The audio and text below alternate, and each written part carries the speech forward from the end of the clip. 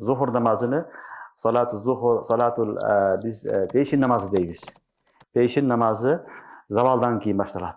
Zavaldan keyin ar bir nersenin kölökösü özüne iki barabar bogongo çeyin mına uşul aralık bul zuhurdun vakti. Emi zaval degen ne degen? Fayu zaval. Bul ballar gün çak tuş bolat ko. Töөгө турган учурда ошол вакытты истива деп айтылат. Истива. Ошол вакыттан кийин күн не болот? Магрибке карап ооганды завал деп айтылат.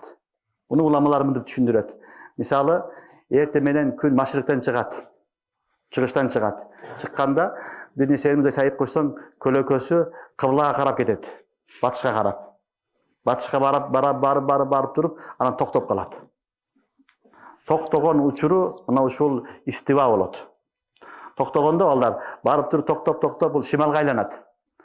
Шималга, батышка, немеге, түндүк тарафка. Түндүк тарафтан барып туруп, анан токтойт. Токтоп ушу көлөкө эми чыгышка карап жөнөйт. Түшүнүңөрбү? Көлөкө кайрам не болот?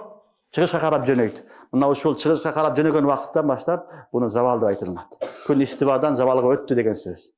Эми ошол вакыттан баштап зухурдун вакыты башталат. Эгерде истива намаз вакытта окуп койсоң, намаз болбойт. Истива күндүн чыгып аткан, батып аткан, түз турган чак түштө айтылат, ал вакытта намаз окуганга болбойт. Демек, анын билиш тарикасы бирдекени сайып койсоңор, бир таякты сайынып коюңар. Эрте менен күн чыкканда мына чыгыштан не болду? Батышка карап көлөкө болот. Ал барып кыскарып барып шималга жөнөйт.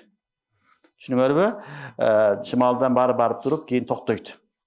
Токтогон учурда ошону файыз завал деп айтылат. Завалдын көлөкөсү деген сөз. Ошону мындай белгилеп коесуңар. Андан кийин күн бияка оогандан кийин батышка. Эми не болот? Көлөкө чыгышка карап жөнөйт.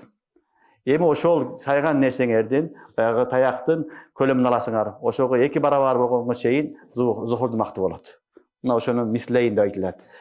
Мисалы, таягыңар 1 метр болсо, файыз завал 20 сантиметр болду дейлик, завал учурунда. Кийин көлөкө өткөндө, күн бияка оогандан кийин машрыкка караганда көлөкө жөнөгөндө, көлөкөнүн немеси, мисалы 2 метр 20 сантиметр болот болсо, демек бул мислейин болду. Өзүгө эки барабар болду деген сөз болот. Эми ошол вакытка чейин зухурду окуса болот. Зухурдун вакыты ушинтип айтылат, белгиленет.